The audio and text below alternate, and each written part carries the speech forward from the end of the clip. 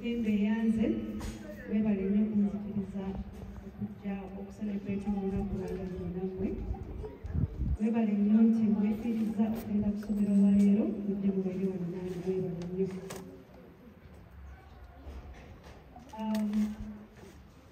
Ng'afaande bwayogedde n'agamba nti nandibadde nsalawo genda abantu ba Amerika oba London oba naye ne nsalawo mbeere nammwe. Naye ekikulu kya byonna kino munnyaniriza mu kifo kino webale nnyo.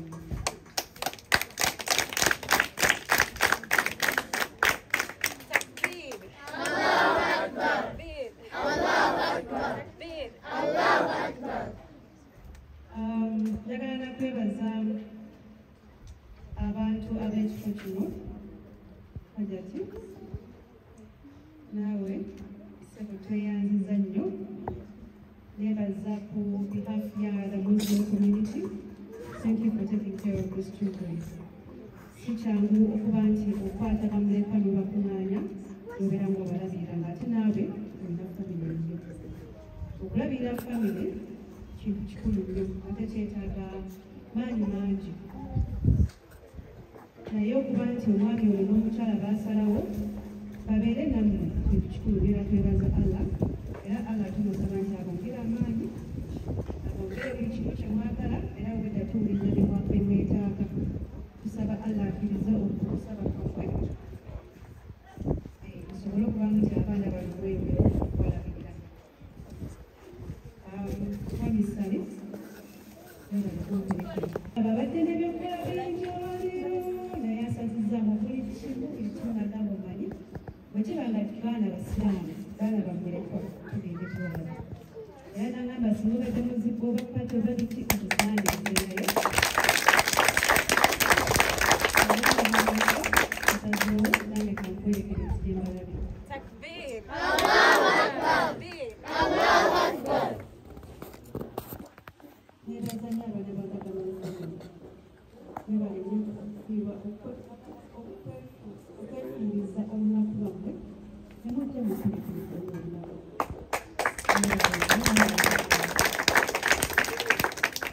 Tiktoka mbalaba webale nnyo okumperekera luno olunaku mwebalire ddala. Ngenda kusaba kusala keeki nammwe naye nga sinasala keeke akute ku mwami wange abaguzeeko.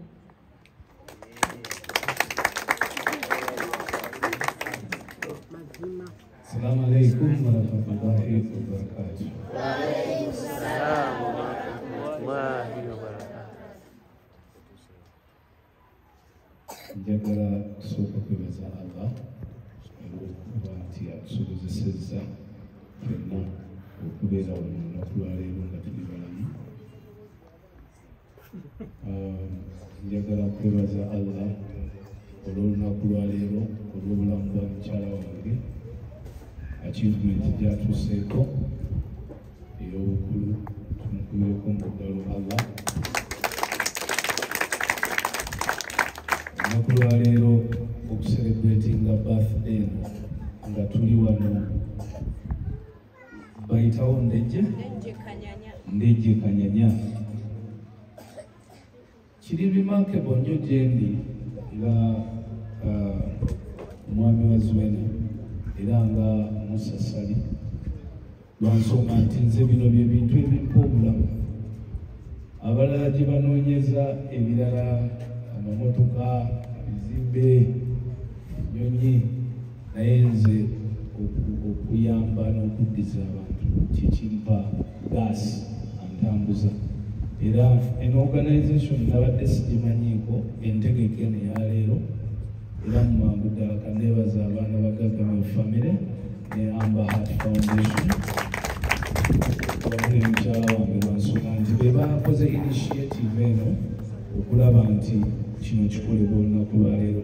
Mbadde siinaako idea era oluŋŋambye gyekiro natuuse waka saa 7 olwaŋŋambyeko nti enkya omusaba omperekere tugenda ku foundation nti badde nokeera ku makya n'ensazaamu meeting zaffe zenina zonna olunaku lwaleero okusobola okulaba nti ntuuka wano era kwe kutuuka ekikeerezi.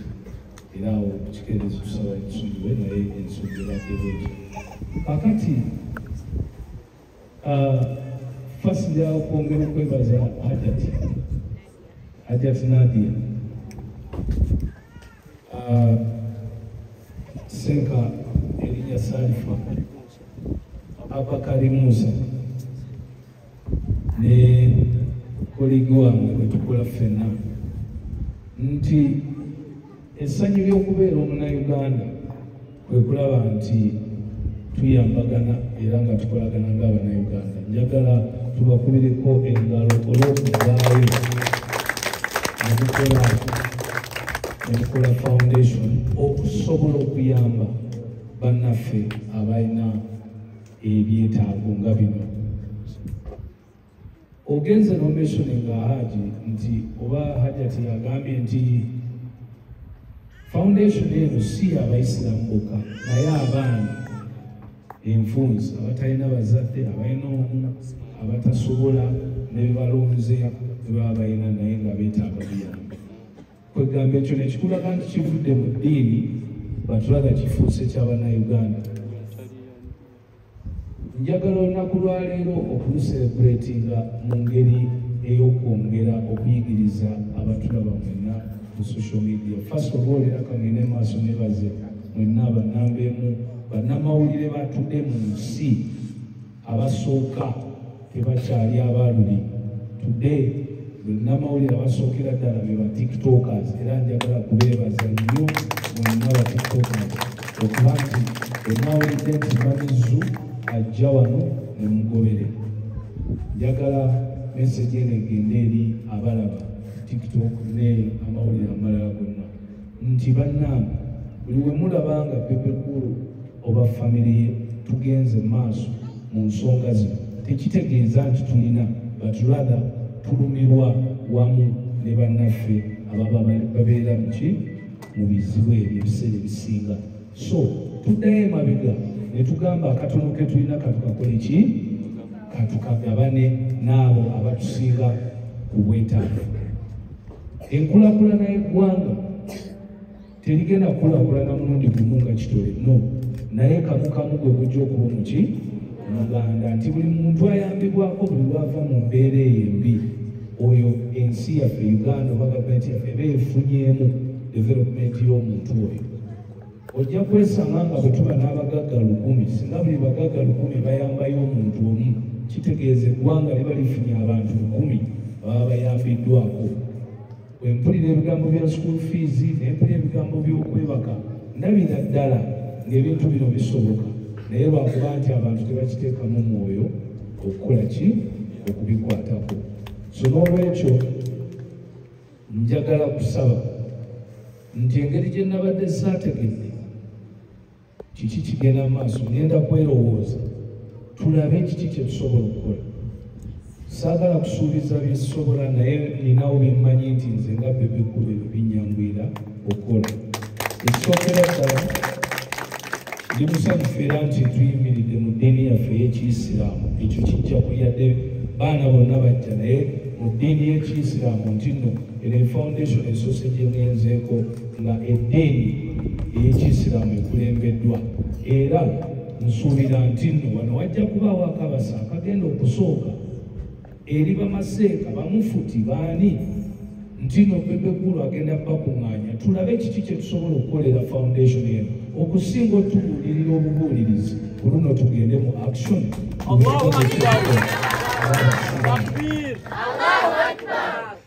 Yinza obutabeera mutuukirivu nnyo mu kusaala eswala etaano naye nsuubira nti ndi mutuukirivu nnyo mu bintu ebisinga obukulu Katonda byasuubira mu muntu. Ndi mutuukirivu mu kwogera amazima nabe gaba galuma. Ndi mutuukirivu mu kuyamba n'okwagaliza. So ebyo nsuubira biyinza okusubstitutinga ebibi byange. So bamaseeka muneerinde abakulira obuyisiraamu mu Uganda muneerinde nzija ensonga endeeta tukwatire wamu tulabe kiki kye tusobola okukolera foundation y'obuyisiraamu eno gye tusanze endejje byovugibwa buyisiraamu ku ppira za basiraamu. tujja kukwata nze ne famire yange ekyo tusijja nakubuuza mukyala kuba kimanyi kyekigenda okuddako nti tugenda gamba nti kasita tumaze Bridget tondeka ekiwaatule w'omwaka guno 2025 nsooka kuwanga ayinza okubagamba nti taliiyo tondeka ekiwaatule ow'omwaka guno 2025 nga tuli mu kalulu nga tulwana okukomyawo Pulezidenti Museveni asobole okwongera okukola n'okumaliriza ebintu ebimu nga bino bye tugenda okwogerako. Okay? Tugenda kumukwata nsaba n'obuwagizi bwonna obuli mu Uganda obw'Abannayuganda naddala obwa Mufti atutwala n'emizikiti gyonna tukwate Abaisiraamu tuyike ekiwaatule tuzimbe tusobole okufuna obusente tugule ettaka tuzimbe foundation.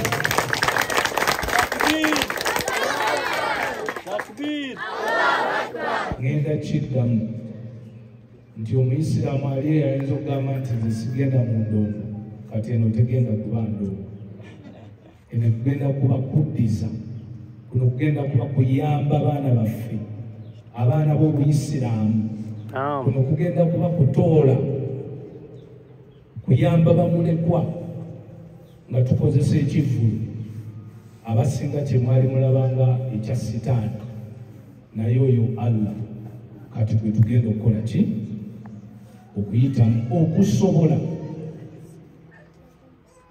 okuzimba ekisulo abaana bano bwe basobola okukola ki example mugirabyeko nga tuzimba ennyumba y'omwana Bridget sirowooza nti nno ekisulo kino kinaatulema bwe tuneekwata ng'Abayisiraamu ate ne tukikola mu mutima omulungi nga tetwebuuzizza oba kino kituufu oba si kituufu.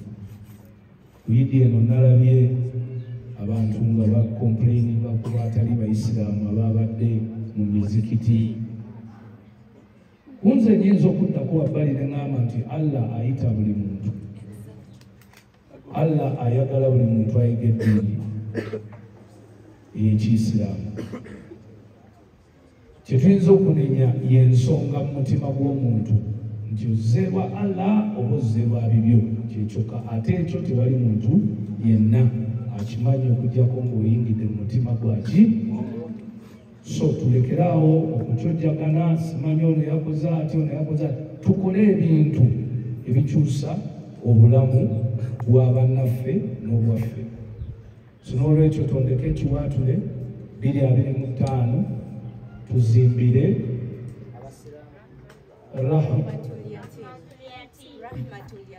Rahmatul Yatim Massive One Orphan ennyumba.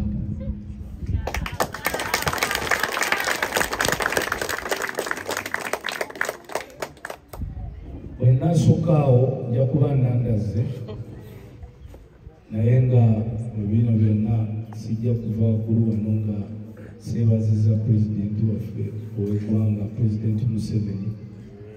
Nze mwebazanga lwa nsonga nti mmanyi kyekitegeeza okuba n'emirembe eddembe, manyi kyekitegeeza okuba nti nsobola okufuutuka ekiwaatule n'enzigenda ejje n'enkwata mu nsawo neŋŋamba nti kiwaatule abeerewo abana abaana. Kitegeeza nti environment gye tulina enzikiriza okuyiiya n'enkola n'enziriza abaana babeere n'obulamu obulungi. Tumwebaza Pulezidenti waffe olwa security olw'ezo programu zataddewo ezituyamba today okuba nti Uganda tuli we tuli era nga tumanyi tujja kweyongera wonna we tukola ki we twetaaga. Sijja kwerabira General Muhoozi era nga bwe naava wano manyi nti General Muhoozi bwe namuteerawo proposal nti General abaana abo bagulira akataka awantu nsuubira General tajja gaana. Era General Muhoozi wendi wano nyimiridde nejje Kanyanya nga nsaba foundation eno gwe bwomu obagulireyo akataka awantu then nze maliriza okuzimbawo ebisula ebyo. Manyi ba TikTok mumanyi ekyokukola ku kamesagi mukasalemu mukataagengejje n'omuhoozi nga tusaba. Tetujja kusabayo kataage kubanga beggar has no choice. Naye ffe tetusaba Allah atuyambe jjeno waffe ne bwatufunirayo akataka awantu we tusobola okuteeka akayumba ne tuteekawo ki waba. Awo Bebekula ne kayingire n'ekiwaatule ne bamaseeka ba mu Uganda tuzimbe ki ebisulo. Njagala kumaliriza nga nziriza nanyini mukolo ekiŋŋaana ebiseera ebisinga okutambula naye. Bwe ntambula naye amanyi okunzibako kyo kuba ye abantu baagala nnyo okulaba ebintu ebirungi kuye bulungi nnyo. Basaagala kuyita nnyo naye aba kyo yange bulidaki. Naye ate nange nfuba nnyo obutabba ki obutabba kyoye. So n'olwekyo nsaba nve waggulu wano nga muddiza akazindaalo asobole okwongera okwebaza ku bantu n'okubabuulirako ekigenda mu maaso oluvannyuma tulyoke tugabane kukokulya ne bahosts baffe. Salaamu alaikum warahmatullahi wabarakatuh. Badde neerabidde okwebaza omwami eyatuliisa wano olwaleero muli Mahad. Weyanziza nnyo. Mahad ono namukubira essimu last week ne mugamba Mahad ya birthday olina ne celebrating. Told Williams my birthday it's just me and my family dinner, something simple. Then I put a man at Mahad and never day to second. Mpulira Mukama ne mumuddiza nina omwera zange muddiza ate nga njagala muddiza mu ngeri ya Kisiraamu. Ne mugamba nowonzayo orphanage yonna yonna naye nga y'Abasiraamu tuwulirize Allah. Nagamba ye kale mpayo olunaku luno n'anoonya nankubira olw'eggulu. Nagamba nina gye nafunya ate ng'eriyo ojja gyagala kubanga abaana bato beetaagawo okusula, beetaaga emmere, beetaaga n'abimbalira byonna byonna. Mahad, webale nnyo.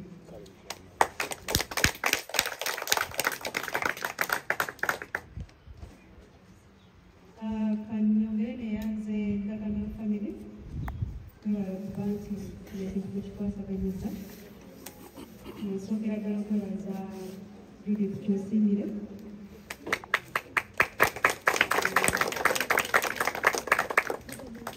Kizito wale webale nnyo Kizito. Semwanga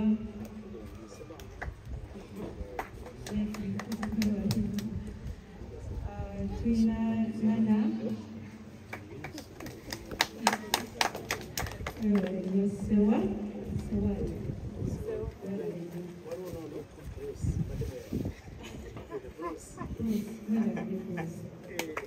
abalambuza n'abeebazizza.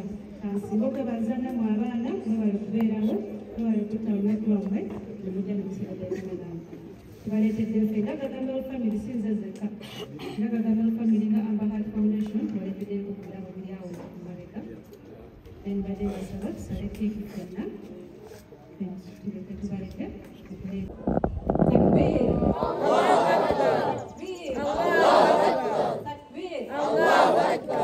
Because this is going to be a history in making. We have never seen this as an orphanage. We have never gotten a celebrity come to visit us.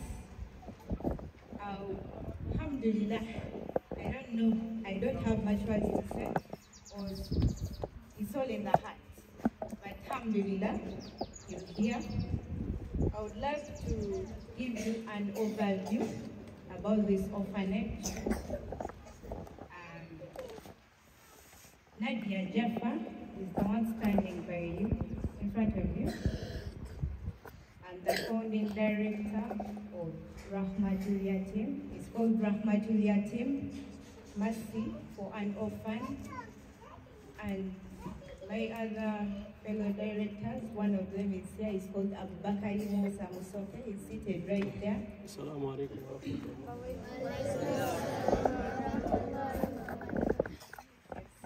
Our orphan orphanage gives accommodation to more than 75 children, of which the biggest percentage are orphans. We also have total orphans who reside here and children who are just vulnerable, just abandoned, but they have their people, but children who are just abandoned. Our home is rented, and it has been running in this place for more than 5 years now.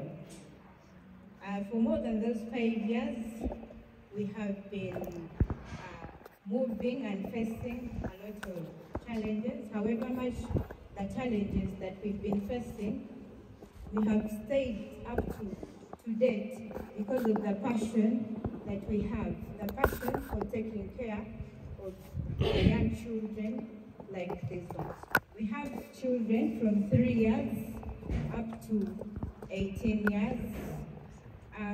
For all those years, we have children who have gone up to secondary, and they are not here right now. And the biggest percentage is the lower classes, the ones who are here right now.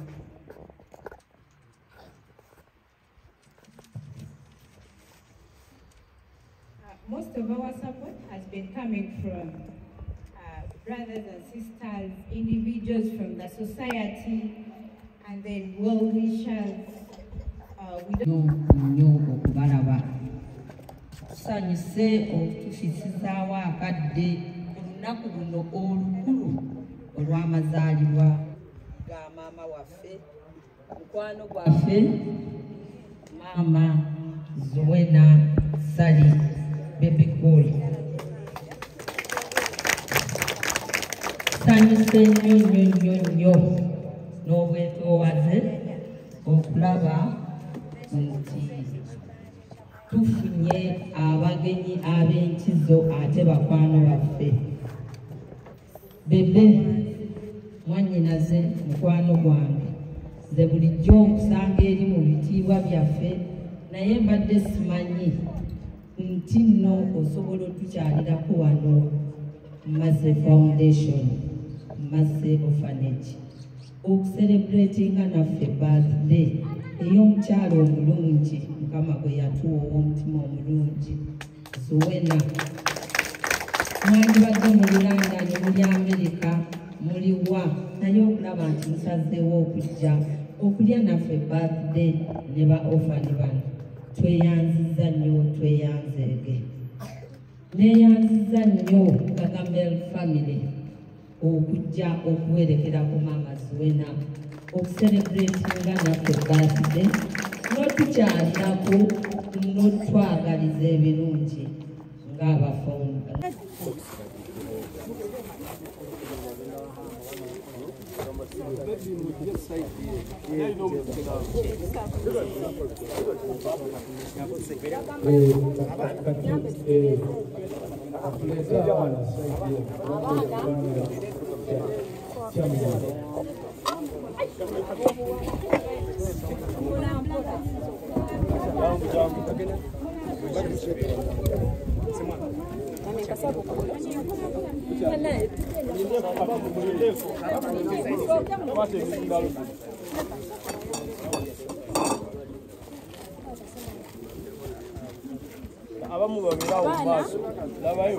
Happy birthday to you. Happy birthday, dear Mami Sue. Happy birthday to you.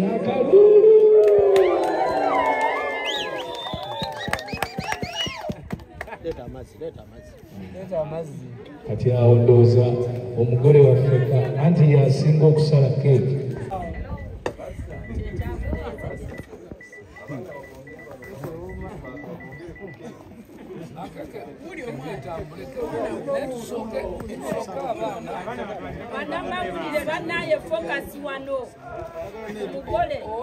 Watuteri keke yaffe, keke y'abaana owatandise n'abagenyi. Komawo haja tandika n'abagole, bano be bagole bano.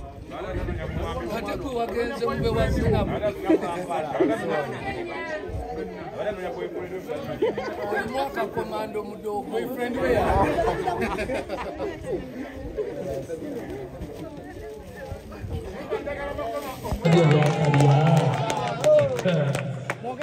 Mamizi wake nabo abagole baffe ate olunaku si lwange twaganye ebyokubba shozaaba kubanga n'ekisibo sasiiba